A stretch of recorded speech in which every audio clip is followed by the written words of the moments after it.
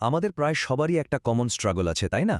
একদিকে আমাদের আধ্যাত্মিক জীবন, আরেকদিকে জাগতিক সব দায়িত্ব।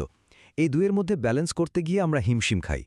কিন্তু কি হবে যদি বলি এই ভারসাম্য খোঁজার চেষ্টাটাই আসলে ভুল? চলুন আজ এই ব্যাপারটাই একটু ভেঙে দেখি। প্রশ্নটা খুবই পরিচিত। কাজ, পরিবার, ঘুম, পড়াশোনা এত কিছুর মধ্যে ঈমানকে ঠিকঠাকভাবে ধরে রাখা যাবে কিভাবে? এটাই তো আমাদের সারাক্ষণের চিন্তা। আজকে আমরা এই চিরচেনা দ্বিধার একটা একদম নতুন দৃষ্টিভঙ্গি নিয়ে কথা বলবো। তো এই প্রশ্নটার উত্তরে যা বলা হয়েছে তা শুনলে আপনি হয়তো একটু চমকে যাবেন। উত্তরটা ছিল, আমি আসলে ভারসাম্য করি না, এর কোনো ভারসাম্যই নেই। কথাটা শুনে অজীব লাগতে পারে, কিন্তু এর পেছনের যুক্তিটা কিন্তু দারুণ শক্তিশালী। ব্যাপারটা একটু সহজভাবে ভাবুন তো। দাড়িপাল্লার দুই দিকে দুটো আলাদা জিনিস না রাখলে কি ভারসাম্য হয়? হয় না। তাহলে প্রশ্ন হল, দিন আর দুনিয়া এগুলো কি আসলেই দুটো আলাদা জিনিস, নাকি আমাদের দেখার মধ্যেই কোথাও একটা ভুল হচ্ছে?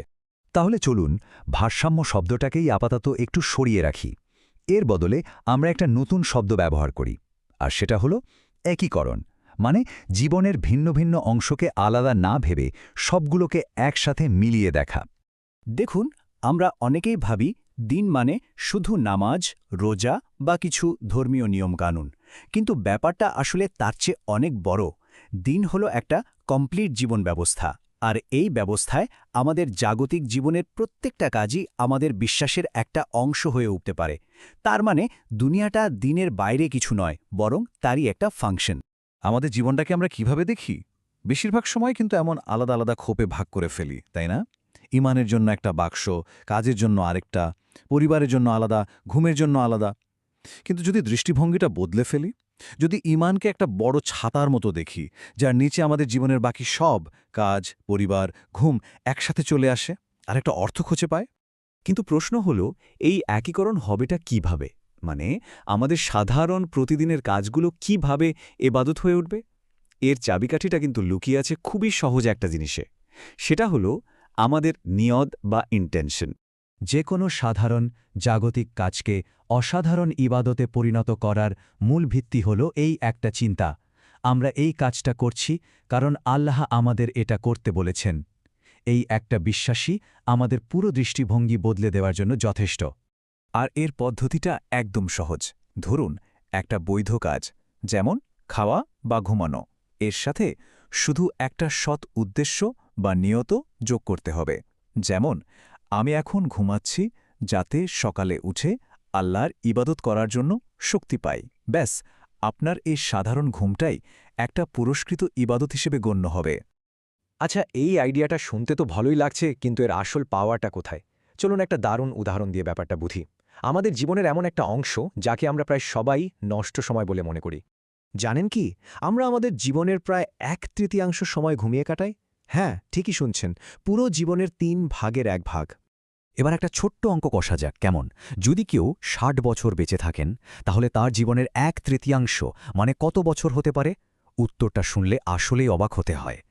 পুরো 20 বছর। ভাবা যায়, 60 বছরের একটা জীবনের 20 বছরই কেটে যায় ঘুমিয়ে, যে সময়টাকে আমরা প্রায়ই বলি অনুৎপাদনশীল বা ওয়েস্টেড টাইম। এখানেই তো নিয়তের আসল ম্যাজিক। ঘুমানোর আগে যদি শুধু একটা ইন্টেনশন সেট করে নেওয়া যায় যে এই ঘুমটা আমার দরকার যাতে আমি ইবাদতের জন্য শক্তি ফিরে পাই, তাহলে কি হয় জানেন? জীবনের ওই বিশাল ২০ বছরের নষ্ট সময়টুকু ২০ বছরের পুরস্কৃত ইবাদতে পরিণত হতে পারে।